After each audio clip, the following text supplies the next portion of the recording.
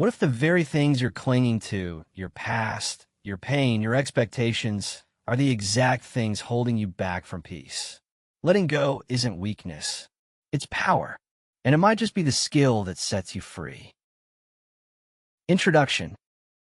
Welcome to AudioBookCAPS. Today, we're diving into the art of letting go by Nick Trenton, a powerful guide that teaches us how to stop carrying emotional baggage, release toxic attachments, and finally breathe easy again. In a world that constantly tells us to hold on tighter, Trenton shows us the quiet strength in learning to let go. If you've ever felt stuck in your own thoughts, haunted by the past, or overwhelmed by what you can't control, this book is for you. Let's explore the mindset shifts, emotional tools, and practical wisdom that can help you finally move forward. Chapter 1. Letting go is a skill, not a one-time act. Letting go sounds simple, right? Just stop caring. Move on. Drop it. But in Chapter 1, Nick Trenton makes one thing crystal clear. Letting go isn't a moment. It's a skill. It's not like flipping a switch where everything painful just vanishes. Letting go is more like training a muscle. You work on a little each day, and slowly, you get stronger. Most people think they're doing something wrong because they can't instantly forget a breakup, forgive someone, or stop replaying past failures. But the truth is, it doesn't work that way. Trenton compares emotional letting go to physical healing. If you break a bone, you don't expect it to heal overnight. You give it time, care, and rest. Your mind is no different. And just like learning how to ride a bike or speak a new language, letting go takes practice and patience. He also points out that we often hold on because it gives us a false sense of control. We think that by obsessing, we're somehow protecting ourselves. But we're really just reliving pain.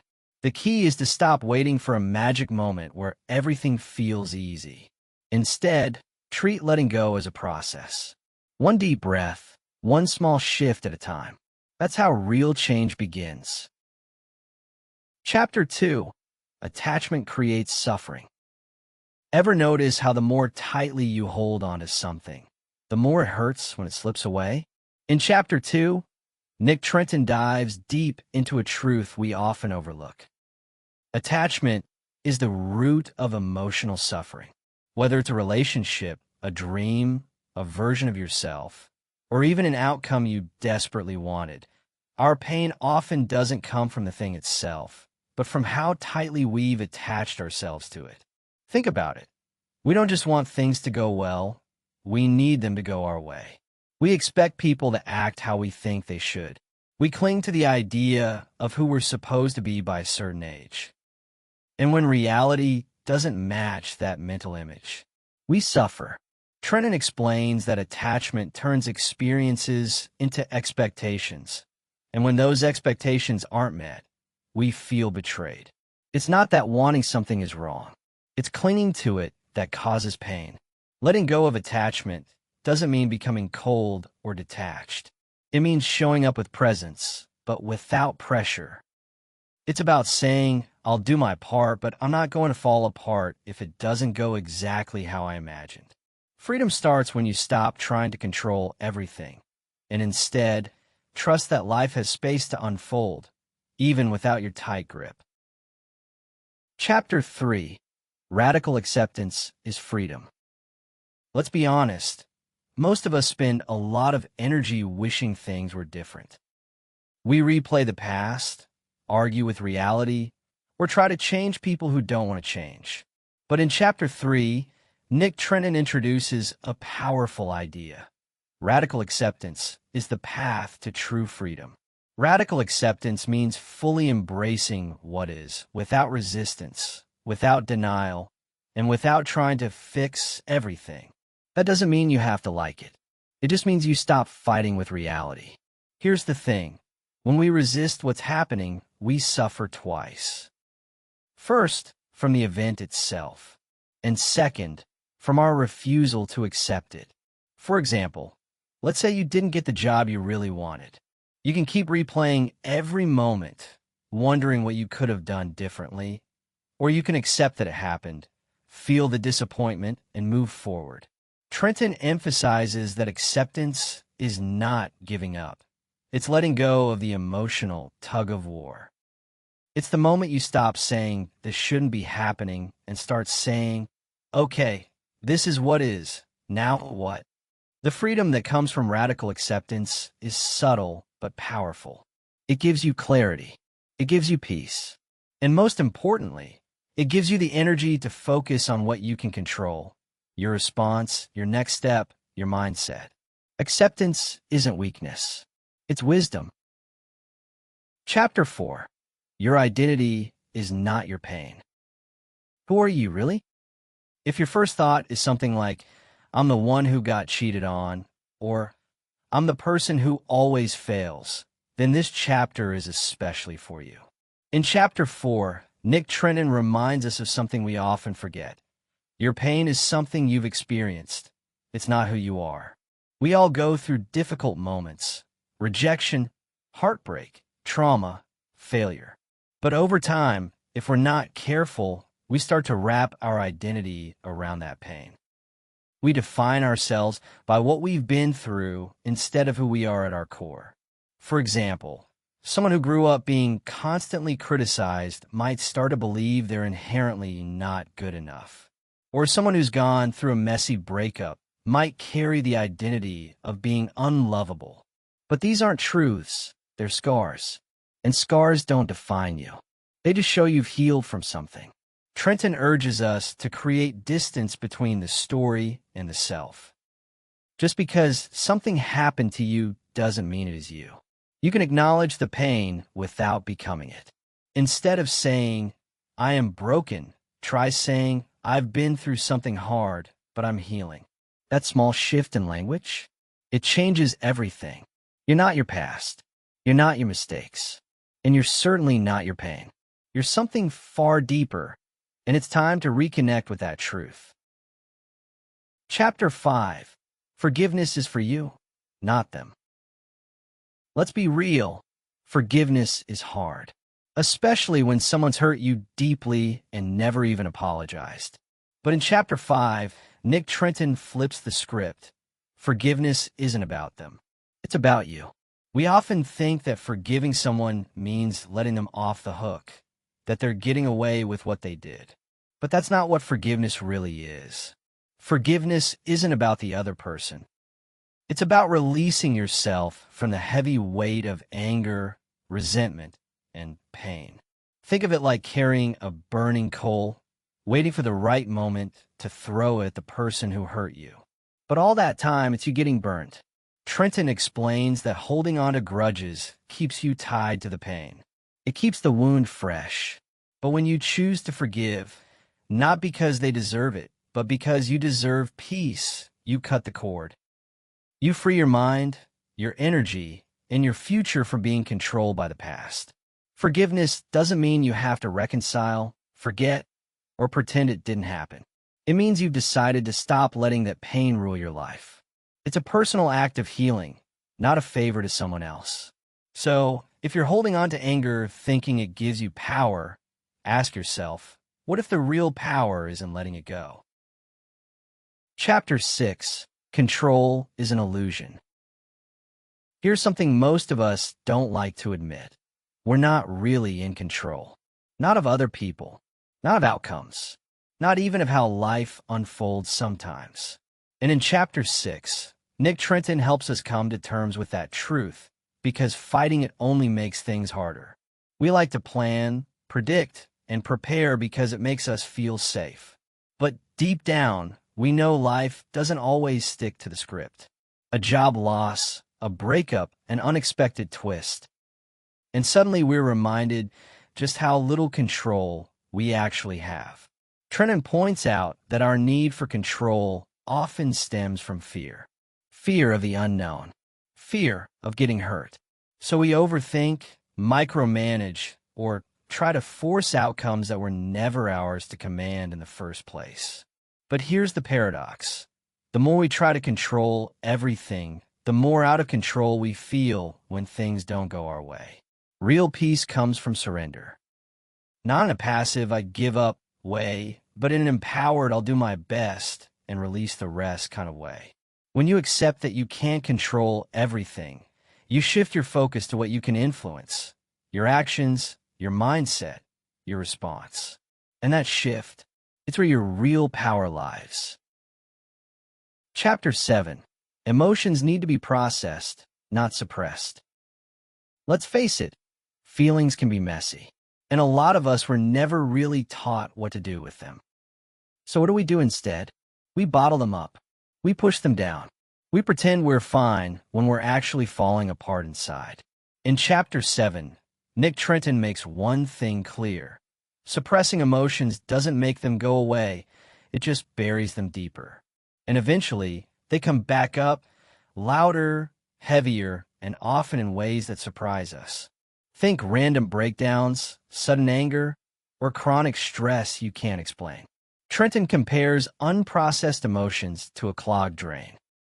If you keep stuffing things down, eventually everything overflows. The better option?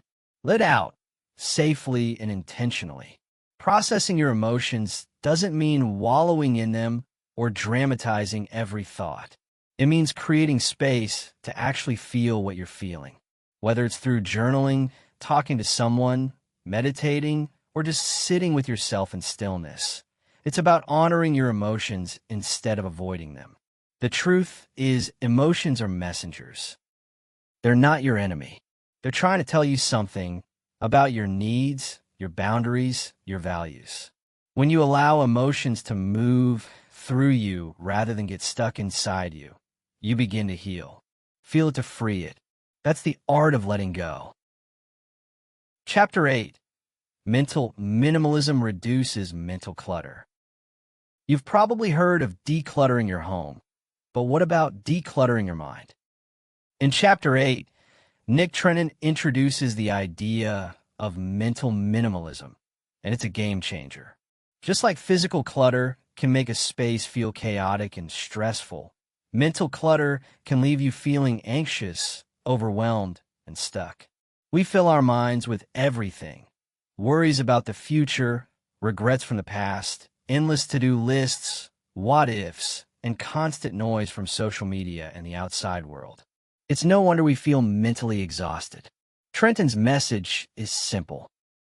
Your mind needs breathing room. Mental minimalism is about getting intentional with your thoughts, letting go of the ones that don't serve you, and making space for clarity, focus, and peace. It starts with awareness. Are you overthinking conversations from 3 days ago? Replaying mistakes on a loop? Comparing yourself nonstop? Once you recognize your thought patterns, you can begin to simplify. That might mean limiting information overload, setting boundaries with negativity, or practicing mindfulness to quiet the mental noise. Imagine your mind like a clean desk. When it's clear, you can focus better, think creatively, and feel more calm. But when it's piled with clutter, even simple tasks feel overwhelming. Letting go isn't just about emotions. It's also about clearing out the mental junk that weighs you down. Less noise, more peace. That's the power of mental minimalism. Chapter 9. The present moment is all you truly have. Here's something we rarely stop to consider. The past is gone. The future isn't here yet. All we ever really have is now. In Chapter 9, Nick Trenton reminds us that the present moment is not just where life happens. It's where peace happens. But the problem? Most of us don't live here. We're stuck replaying old conversations, regretting decisions, or worrying about what might go wrong tomorrow. Our minds constantly drift into timelines we can't control. And while we're mentally everywhere else, life is quietly passing us by.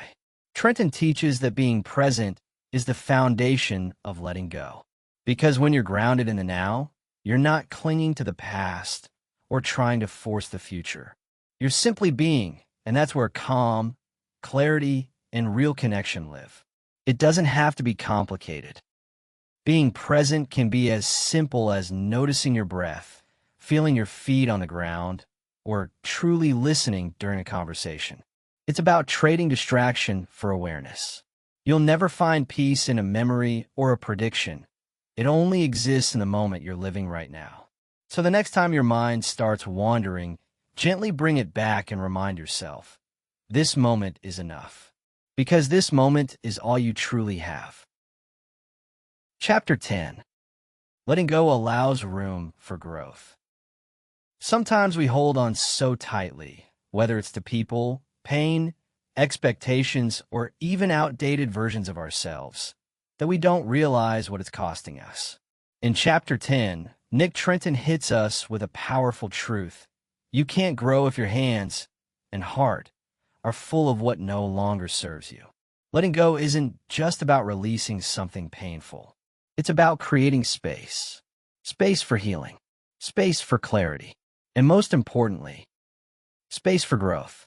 Think of your life like a garden. If the soil is packed with weeds, dead roots, and old debris, there's no room for anything new to flourish. But once you start clearing out what doesn't belong, the light gets in. The air moves freely, and suddenly, growth becomes possible. Trenton encourages us to view letting go as an act of faith, trusting that what's ahead has the potential to be better than what we're leaving behind. Whether it's a toxic relationship, a limiting belief, or a fear of failure, the act of release is what opens the door to transformation. And here's the best part. When you let go of what's weighing you down, you rise. You become lighter, freer, and more aligned with the person you're meant to become. Letting go isn't the end of something. It's the beginning of something new. Conclusion. So, what's the real takeaway from The Art of Letting Go by Nick Trenton? It's that letting go isn't about forgetting, avoiding, or pretending things didn't hurt. It's about choosing peace over pressure. It's about slowly loosening your grip on the thoughts, emotions, and attachments that are keeping you stuck so you can finally move forward. From understanding that letting go is a daily skill, to realizing that your pain isn't your identity. From embracing the present moment to clearing mental clutter, this book gently but powerfully reminds us, freedom is an inside job. And the best part? You don't have to get it perfect. Letting go doesn't happen all at once. It happens one small, brave step at a time. If you found these insights helpful, just know, we've only scratched the surface. Nick Trenton's full book is packed with deeper wisdom, practical tools, and grounding reminders that can shift how you see your past, your thoughts, and even yourself. So, I highly recommend grabbing a copy and giving it a read, or better yet, a listen. If you enjoyed this summary, don't forget to like, comment, and subscribe to AudioBookCAPS for more powerful book breakdowns that help you grow, let go, and level up. Let us know in the comments. What's one thing you're ready to let go of today? Thanks for watching, and remember, the more you release, the more you rise.